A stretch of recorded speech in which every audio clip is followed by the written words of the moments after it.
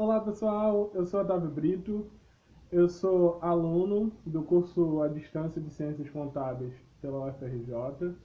Também sou formado em Gestão de RH e especialista em Gestão Estratégica de Pessoas. Atuo como consultor de RH e de negócios. E hoje a nossa apresentação vai ser sobre poder monetário, né, com ênfase em como você pode fazer para manter o seu poder de compra.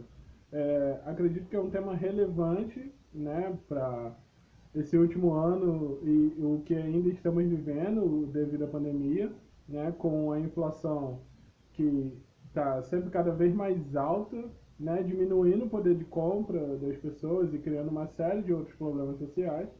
Então, saber como lidar melhor com isso, acho que vai ajudar um pouco mais a todos. Então, vamos lá.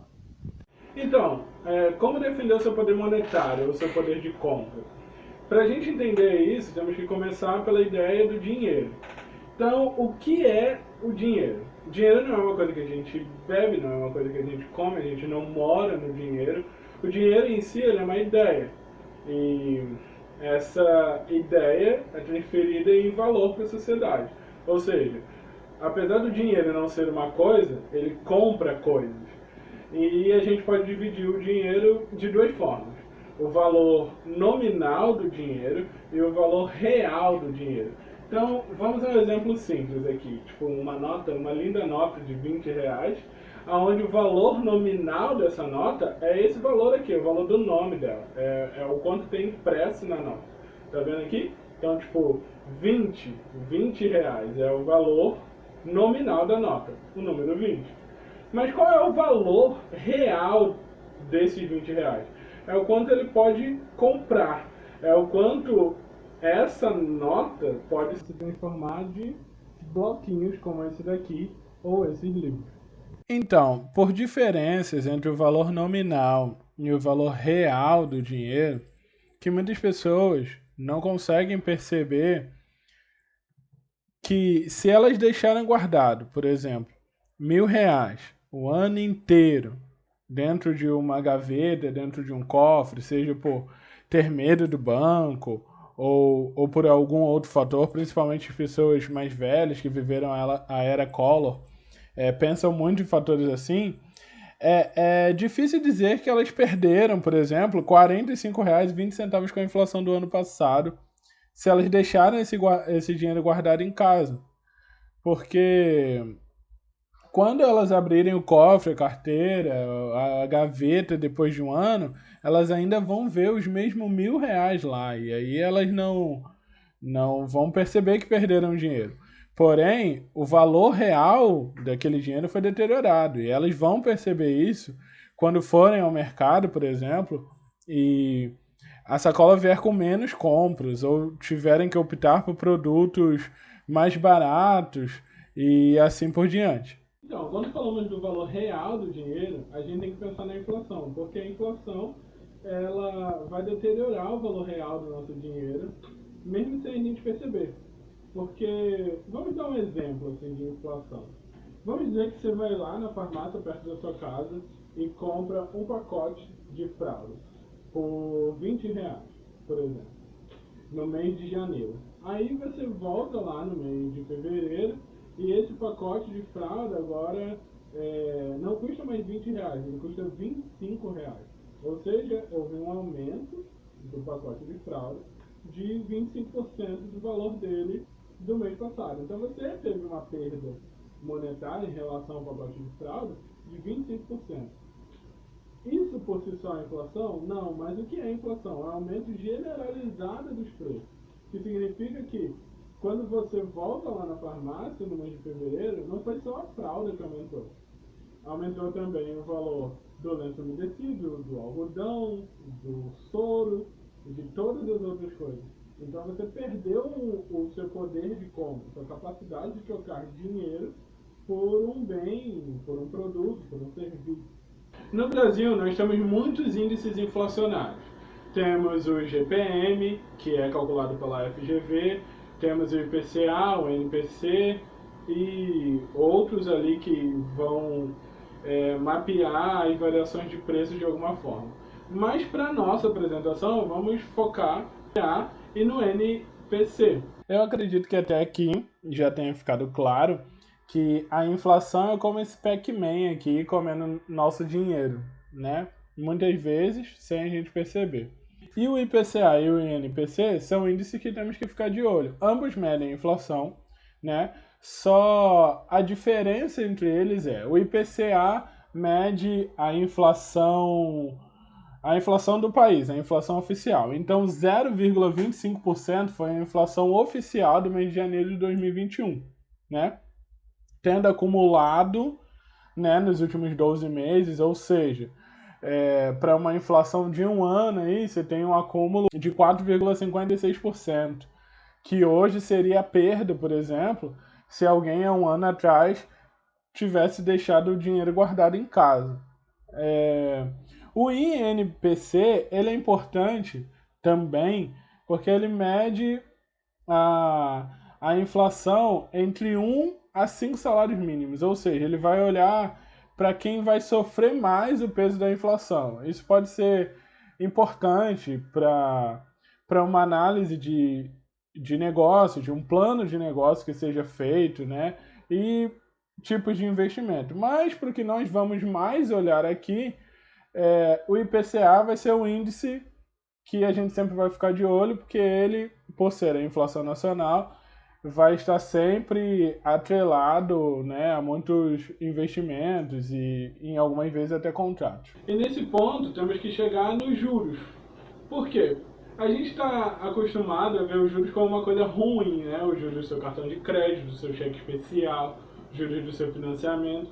Mas os juros, ele não é uma coisa ruim, né, ou boa por si só. Os juros é uma espécie de aluguel do dinheiro. Sendo assim, os juros também podem nos ajudar. Eles podem ajudar quando você vai, por exemplo, guardar o seu dinheiro, né? Pense numa hipótese. Nós temos juros simples e compostos, né? No mercado de investimentos, geralmente usamos os juros compostos, né? Onde o principal investido junto com o juros sempre vai se acumulando e assim vai. Dessa forma, se você tem um dinheiro que você pode guardar para você preservar aquele seu poder de compra, você deveria ter um aluguel desse dinheiro que fosse o suficiente para render pelo menos a inflação. Agora que já falamos sobre os juros, podemos chegar na ideia de investimentos. O que é investimento? Uma aplicação de recursos, tempo, esforço, né, ou outras coisas, a fim de se obter algo. Então, quando a gente está falando de investir dinheiro, a gente não está falando do dinheiro, né? O dinheiro é uma ideia. Então, na verdade, a gente está investindo o nosso poder de compra, que de certa forma é o nosso poder de sobreviver, é o nosso poder de ter algum status social, a nossa capacidade de vida de certa forma, já que vivemos em uma sociedade que é capitalista. Então, nesse caso, nós temos alguns tipos de aplicação. Por exemplo, as aplicações para curto prazo, né, mais assim recomendadas de certa forma, poderiam ser as de CDB, por exemplo, né, de certificado de depósitos bancários, né, porque são aplicações muito parecidas com a poupança, porém elas costumam render na realidade de hoje, se pelo menos 200% do CDI, elas costumam render pelo menos a inflação ou um pouquinho a mais do que a inflação, né? A gente tem para aplicações ali de médio, de longo prazo, tesouro direto, que poderia ser usado, por exemplo, para compra de um imóvel, para compra de um veículo, ou mesmo que pode ajudar ali para uma estrutura de aposentadoria, de certa forma, e aplicações que são mais variáveis, como ações, né? Elas não são as únicas, né, existentes, mas acho que você pode ter uma segurança razoável. Vamos abordar mais aqui a questão do CDB, porque ele tem essa paridade com a poupança. Aqui está um breve exemplo dessa questão da renda fixa, né? De um lado aqui o Tesouro, do outro aqui a rentabilidade de um CDB, né? Que tenha 200% CDI, a taxa do CDI de janeiro. Quanto que a poupança rendeu no mesmo período, né? Vocês podem fazer a comparação aqui, né? O CDI é 15%, né? Lembrando que o nosso CDB vai render 200%, né? Ou seja, 2 vezes o CDI. E a poupança rendeu menos do que o CDI. E aqui eu deixei um exemplo que mostra o quanto que uma aplicação em poupança ou em CDB, ela não traz sequer vantagens nominais, né? Uma aplicação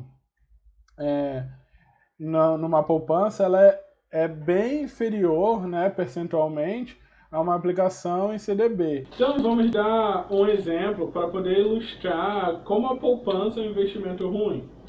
Digamos que tenhamos dois investidores, o investidor A e o investidor B. O investidor A coloca uma aplicação no valor de R$100 na poupança. O investidor B, o mesmo valor, só que em um CDB que renda 200% do CDI. No final de janeiro, agora já início de fevereiro, quanto que eles iriam receber de volta? Então, o investidor A, em valores nominais, em fevereiro, teria recebido de volta, né, R$100,12, ou seja, um rendimento nominal de 12 centavos.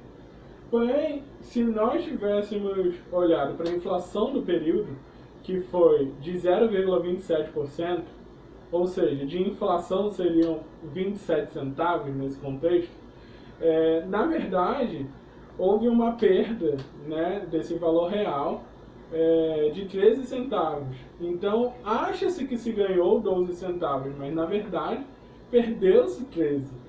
Entende? Aí a inflação, como aquele Pac-Man que está, tipo, comendo o seu dinheiro, ela literalmente deteriora o nosso dinheiro. Porque esse é um exemplo com R$100. Agora imagina as mesmas proporções se você tem 1.000, 10.000, 100.000, 1 milhão. É uma coisa a se pensar, certo? Agora, sobre o investidor B, a gente tem uma diferença, né? Os CDBs, eles cobram imposto de renda, né? Imposto de renda que já é geralmente retido na fonte, né? Também cobra-se o IOF se você sacar esse dinheiro antes, né, dos 30 dias. Mas nesse contexto, são pessoas que fizeram a aplicação no dia 1º de janeiro e vão resgatar no 1º de fevereiro. Nesse contexto, o rendimento nominal seria de R$100,30, ou seja, um rendimento nominal, né, puro de 30 centavos.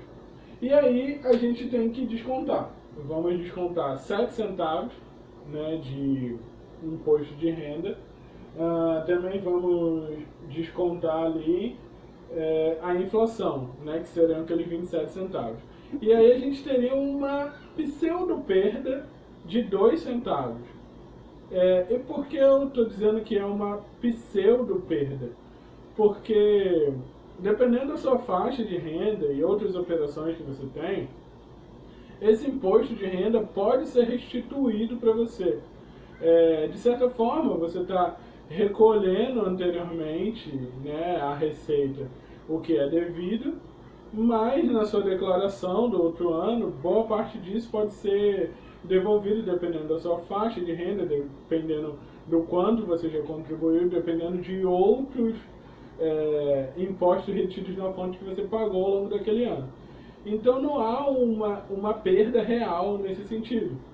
Então se você olhar esse valor que vai para a Receita como um valor que pode ser restituído ou vai aplacar uma conta que você vai ter com a Receita depois, ele vai entrar ali na faixa nominal. Então, na verdade, você tem um ganho real, deduzindo a inflação, de 5 centavos nesse contexto, né? E se você, que seria um ganho real de 0,05%, que pode parecer muito pouco, né? São 5 centavos se você estiver falando de R$ 100, mas é um valor muito maior se você estiver falando de guardar, por exemplo, 10 mil. Essa apresentação é uma introdução sobre o assunto de poder de compra. Eu espero que alguns fatores tenham ficado assim claros, ou que pelo menos tenham gerado a curiosidade para que vocês possam pesquisar mais sobre isso. E vamos às considerações finais, que são os meus agradecimentos. E aqui ficam os meus agradecimentos ao FRJ, aos organizadores desse evento, né, pela oportunidade, a professora que avaliou o meu resumo e achou interessante. Um dia eu espero muito conhecê-la, só conheci pelo Lattes.